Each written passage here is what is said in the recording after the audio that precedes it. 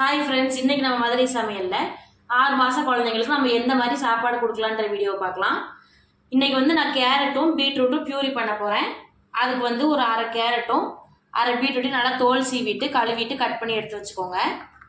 குழந்தைக்கு ஸ்டார்டிங் பண்ணும்போது ஏதாவது ஒரு காய் மட்டும் எடுத்துக்கோங்க. ஒரு 1 வீக் 2 வீக் கழிச்சு அதுக்கப்புறமா அந்த மாதிரி 2 காய்கறி கூட நம்ம சேர்த்து பண்ணிக்கலாம். இப்போ இதை வந்து நம்ம ஸ்டீம் பண்ணி எடுத்துக்கலாம். இப்போ நம்ம இட்லி பாத்திரத்துல இந்த மாதிரி தட்டு போட்டு எடுத்து வச்சுக்கோங்க. நம்ம கட் பண்ணி வச்சிருக்க காயை சேர்த்துக்கோங்க.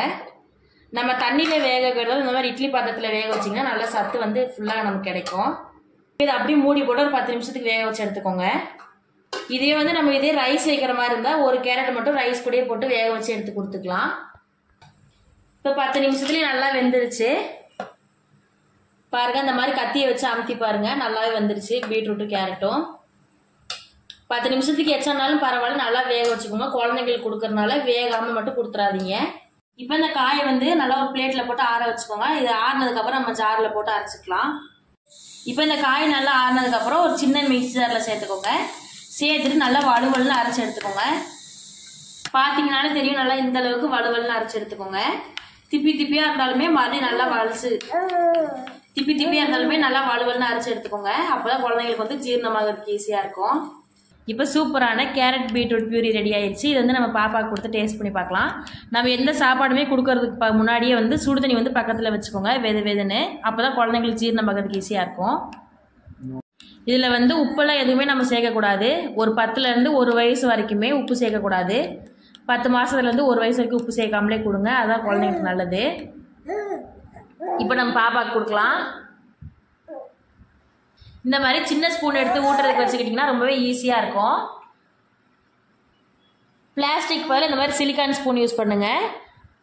பார்த்தீங்கன்னாலே தெரியும், பாப்பாவுக்கு வந்து ரொம்பவே பிடிச்சிருச்சு, ரொம்பவே விரும்பி சாப்பிட்றாங்க.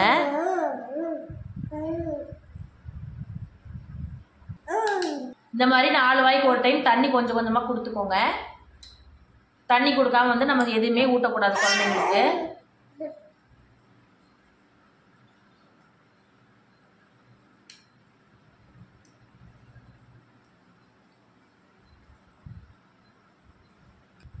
இதே மாதிரி 6 மாச குழந்தைங்களுக்கு வந்து என்னென்ன ஃபுட் கொடுக்கலாம் அந்த மாதிரி ஐடியா வந்து இனிமேல் லாங் வீடியோலேயே வரும்.